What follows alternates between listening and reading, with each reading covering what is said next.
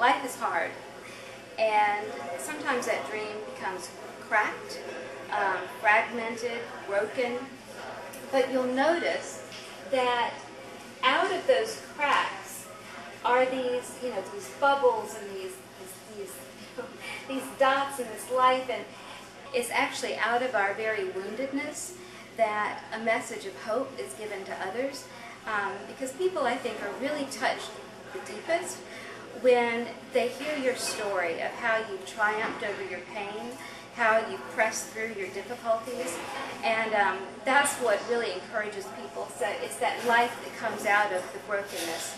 And then the two hands, they're actually two different hands, or slightly two different skin tones, and to me they represent the idea of community, the idea of, a lot of times in our brokenness, that it's actually people around us that can help in the healing process if we allow that. There's an availability for dreams. There's no scarcity of dreams. Dreams are there for the taking, for the partaking, and so just that feeling of sitting down and having a cup of tea, it's just very reassuring, very, comforting. Here, sit down, have a cup of dreams.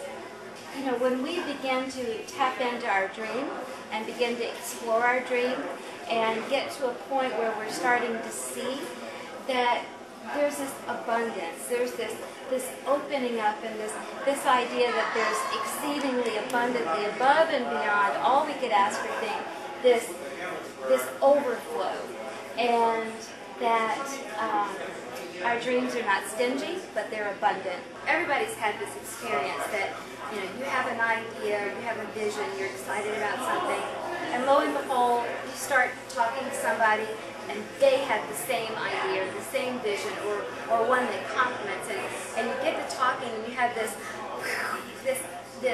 idea explosion of this synergy of vision. And so that's what this is about. It's this aha moment, when you're talking and you find a soulmate and you start dreaming together. It's this explosion of energy, and that's what happens when dreams meet. This is the beginning of a new branch of the dream series, and I call them dream drops.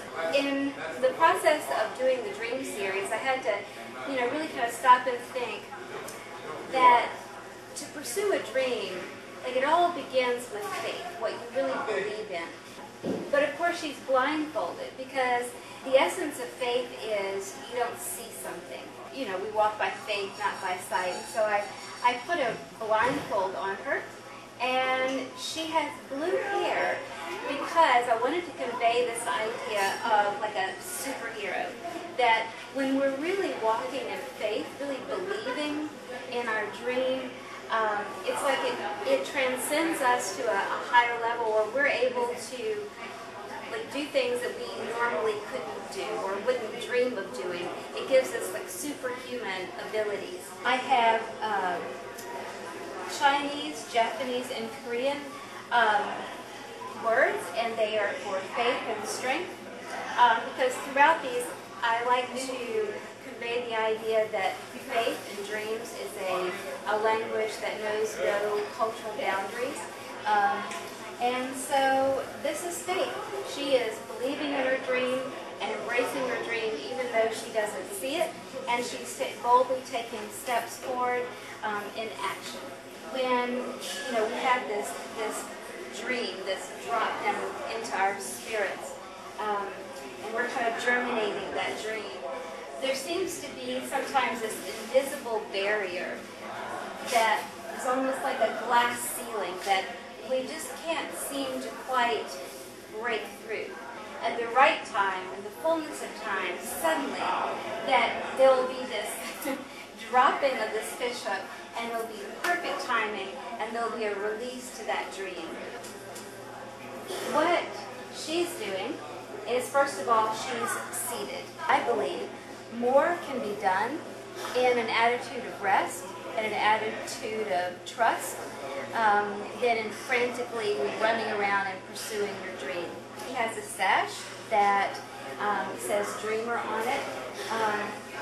It's kind of a tongue-in-cheek of, the whole beauty contests and whatnot.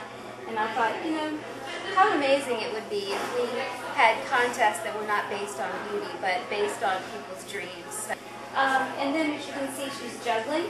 You know, being a woman, I had to address the fact that as women, we're often put in a position of juggling many different dreams at one time.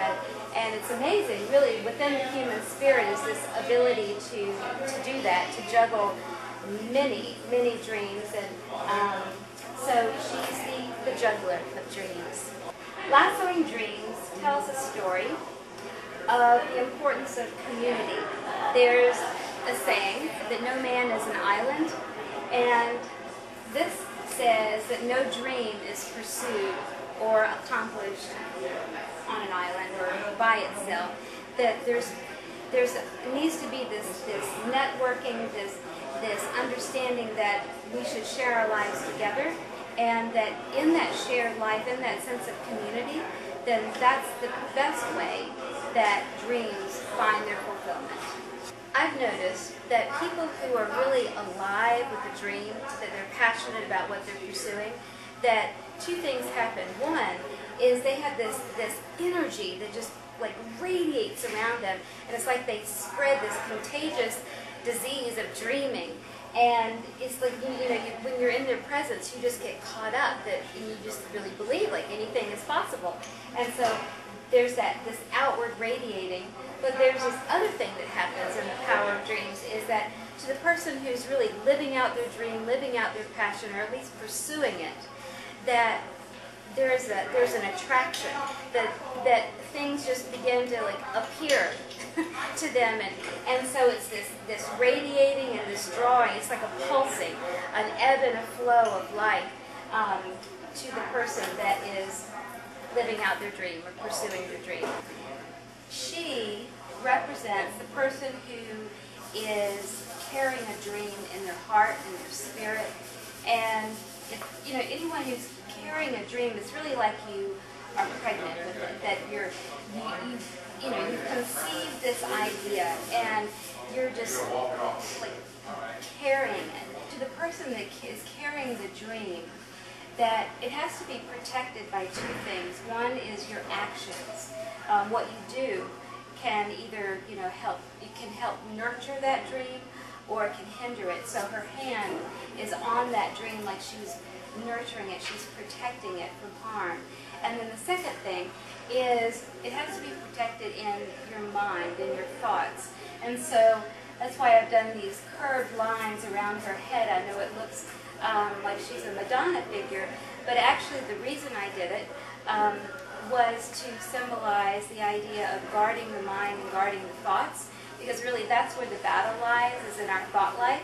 And sometimes we're our own worst enemies when we're trying to pursue our passion and our dream. Dreams are planted kind of in the dark recesses of our soul, a place that doesn't really get a lot of light exposure. It's like it starts like with this germinating idea that pulses deep down within our hearts.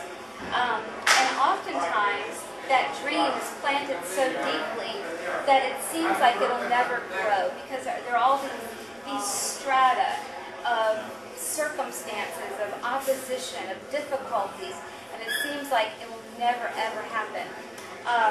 But I kind of get these little dotted things in here, and to me these represent thoughts of hope, thoughts of faith, believing. They kind of feed this dream. And because the dream is alive, that just like a blade of grass has the power to push through cement, it pushes through all these strata and it pops out.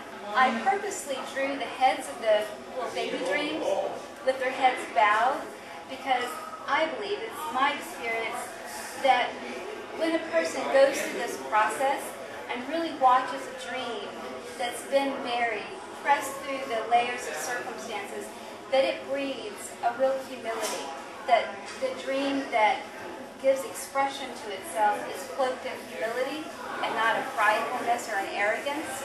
And so this is where dreams grow.